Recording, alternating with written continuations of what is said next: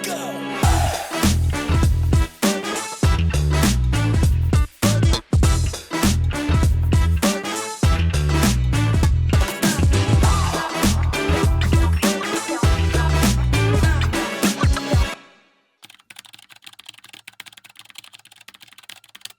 are moving on to our final theme of the day, and I've called this one HR for HR. Those of us working in HR know that it's tough. And while it has always been tough, I believe, it probably has become even tougher over the past 3 years, starting, of course, when COVID hit. Almost overnight, HR was expected to have all the answers. How to get entire workforces working from home or enabling frontline workers to continue to work in an adapted work environment, how to deal with people's mental health, how to enable managers, and so on. And where HR practitioners have long been regarded as paper pushers and corporate law officers, they are now charged with an increasingly long list of duties: developing the future workforce, figuring out what to do with generative AI, coming up with effective remote work policies, maintaining equity, preventing turnover, and the list goes on. While many people have celebrated the expansion of HR into so many different business operations, this development does seem to be taking its toll.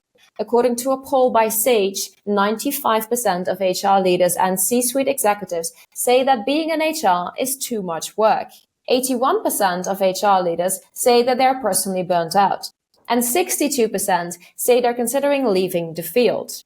And this brings me to our final statement of the day. Working in HR in today's world simply is too much work. So, Tracy, what do you say to this? I'm going to say maybe. I'm excited to unpack this. I'm going to say a yes to maybe. Thank you. Paul, what do you say? Perfect HR answer is it depends, maybe. Yep. I'm always hesitant when someone says, well, there's too much work. But I would probably lean maybe to no. All right. Okay. Tracy, coming back to you. Please start unpacking this.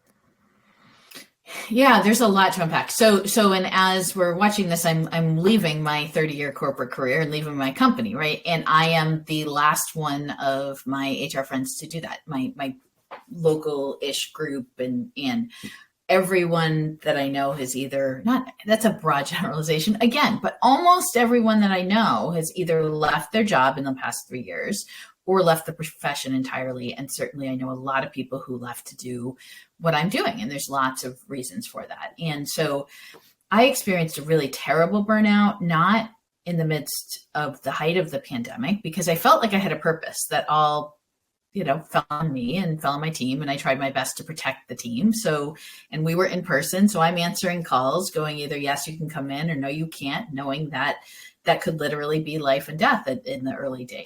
That was a lot. So it was when things slowed down and I lost my purpose because I felt like this is what I'm doing. I'm keeping the company going. I burned out. And it was really, really rough. And if not for my community, I would have probably curled up in a ball and in the corner for the rest of my career, because my community was really there. So when we say there's no HR for HR, yes, that's true. Nobody's going to help us advocate for our pay increases. Nobody's going to help us advocate for more people on our team. We've got to do that ourselves. But we're there for each other. And I think that is a really, really beautiful thing in the midst of the chaos that we've gone through over the past few years. Thank you. Paul? I always have to just think of Julie Turner whenever I hear HR for HR. She's the best. Yeah. But I kind of think about, the proverbial seat at the table and all that stuff we're sick of hearing about and all those things. But you know what? When you get a seat at the table, this is what's expected, right? I mean, you got to up your game. You just don't come to the table and not bring more with it, right? But that being said, I think at a point we need to figure out, okay, how to prioritize what's going on. We can't do everything. Nobody can do everything, and we shouldn't expect that. I think the best HR practitioners don't expect that of their managers and their leaders necessarily, so we shouldn't expect it of us. I think the trick is, again, everyone else at the table, trying to explain to them, look, this is too much, or advocate and trying to figure out When do we say no? As somebody who, I think Tracy and I are very similar in many different ways, it's hard for folks like us to say no, but we need to learn to do that, so to speak. So I think ultimately it's relying on the networks, understanding that HR is challenging. Just like any job, there's going to be challenges to it. You got to figure out what we can and can't, I think, tolerate, and just do the best that we can to move forward. Paul and I are very similar. He's right. And we think of a lot. We met, years ago, and actually in person. First, we met in person and bonded over both being introverts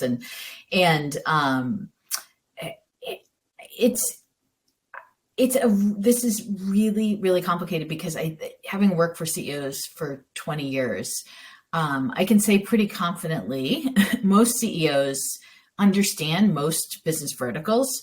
Most CEOs don't understand HR and don't understand deeply enough, unless they came from HR, and some certainly do, but most don't understand fully what we do or what we can do. And so, when there's a question like, what do we do in a global pandemic? It comes to us. What do we do with this new law? It comes to us, right? Depending on the size of the organization and whatnot. So I think that is really unique because we see a lot of CEOs coming out of finance, maybe even coming out of marketing, but not enough yet are coming out of HR. And that's why I love anytime I see somebody from an HR background going into a CEO role, I love it because you can probably be certain they're going to put people at the forefront, and you can probably be certain they're going to really understand what that company needs. I think that's a great point, and we should continue to keep this at the forefront as HR practitioners, because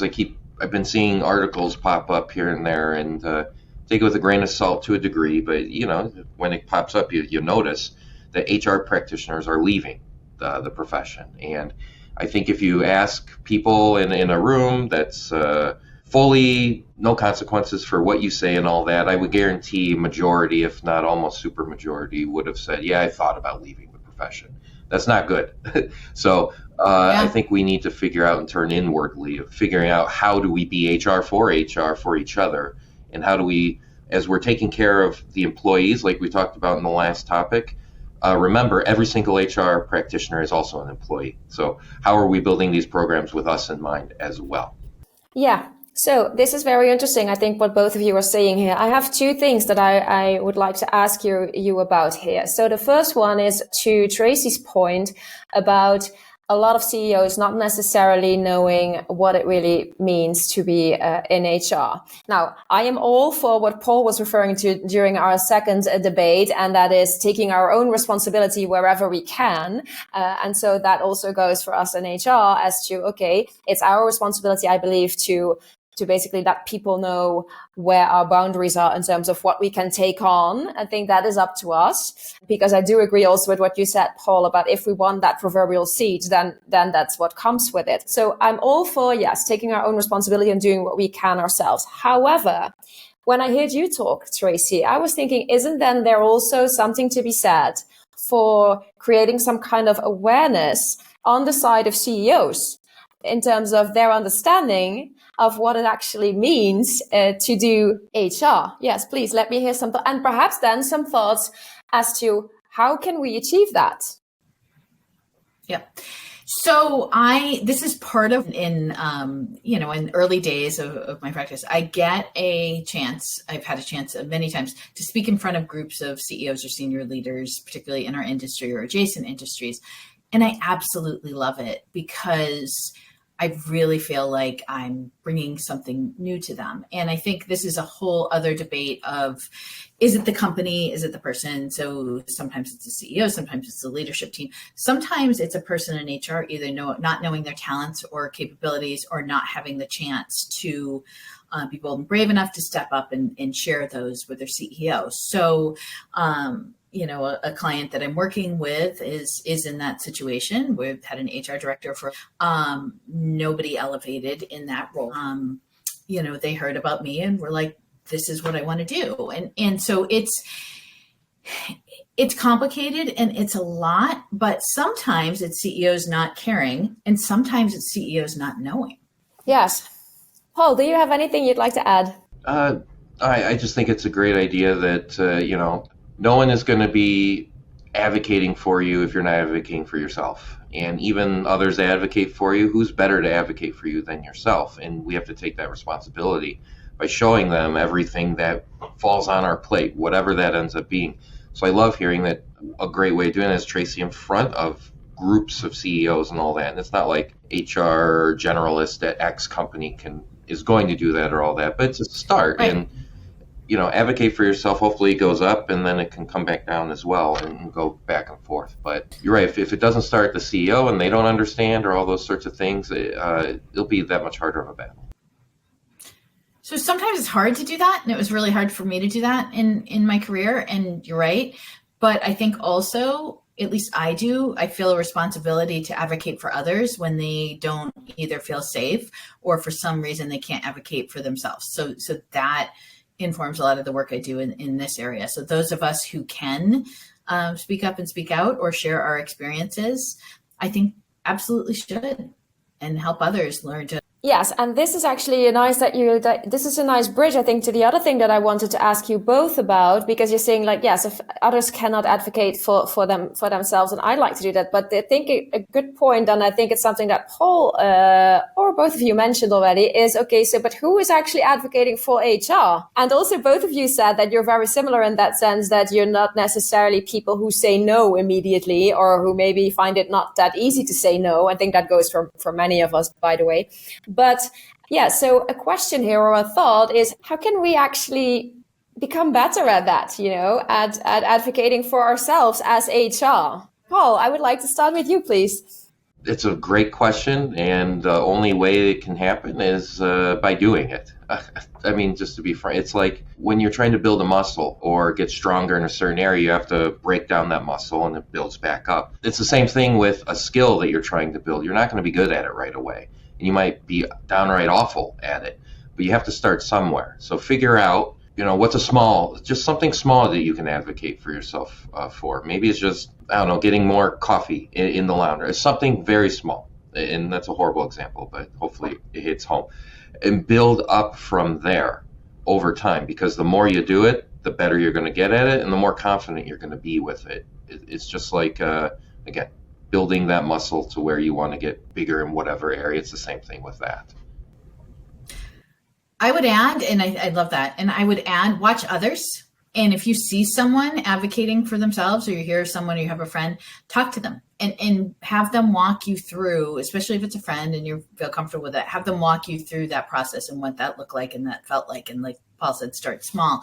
And then I would say, and this is something I try to do for my team, this is one of the biggest things that hopefully I left them with, was self-advocacy and teaching them to speak up, teaching them, because particularly when it comes in, who is going to monitor our salaries, right? And so they got comfortable doing that with me. They'll get comfortable doing that with their next person, or if they want anything particular out of that. So I think that's a muscle, absolutely, and a skill you can build, exactly as Paul said.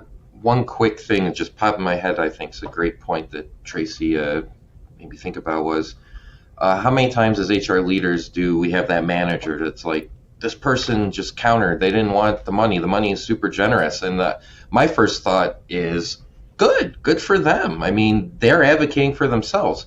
So it's trying to build that within the management team and people to not look at that as a threat to their authority or they're a difficult employee. Make them think, oh, that's good.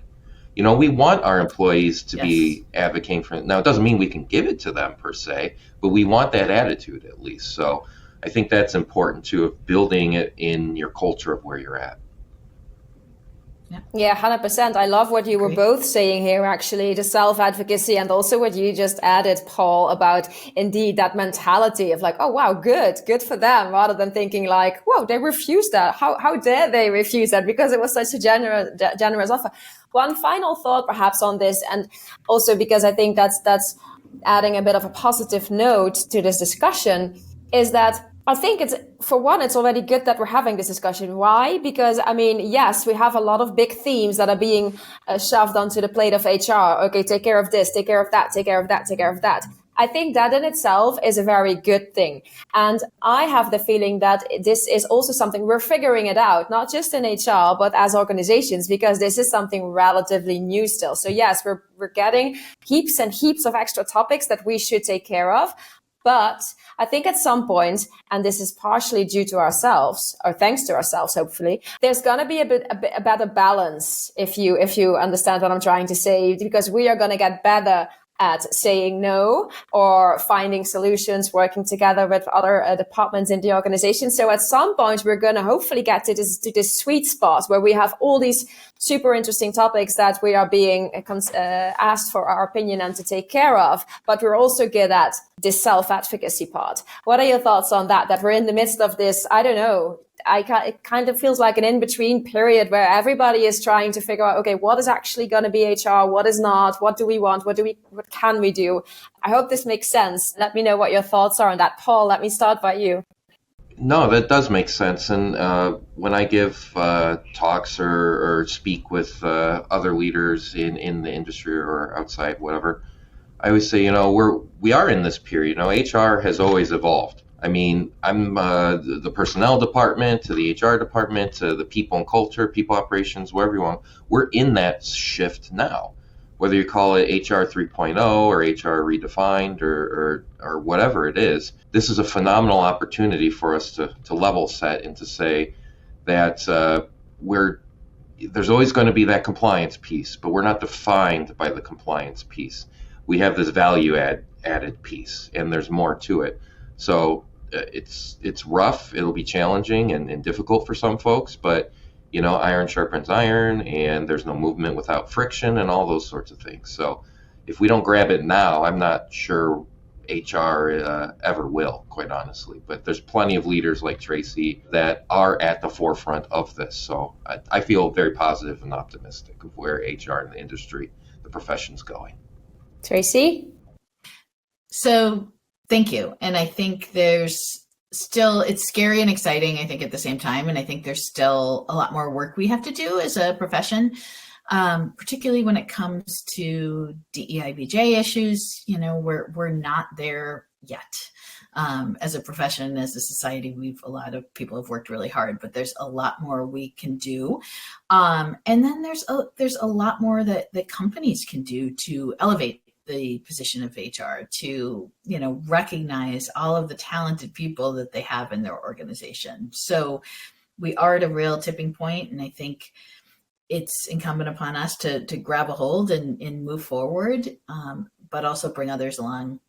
Thank you. And for this, I think I really liked what Paul said, that when you're learning a new skill, it's really, about working on that every single day, even if it's just for 5 minutes. And so I think this actually ties very nicely into what you both have been saying here.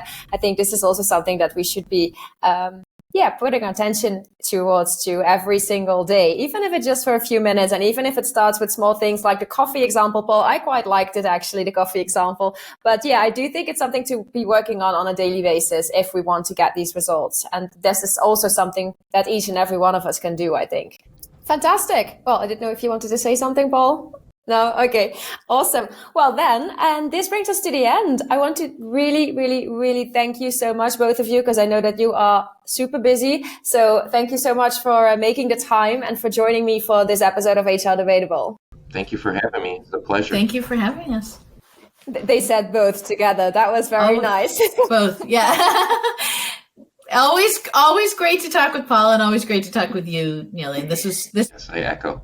And thank you, everybody, as well, for tuning in. I hope you enjoyed this conversation. Share it with people if you think that they also might benefit from it. And then I will see you very soon for a new episode. Goodbye.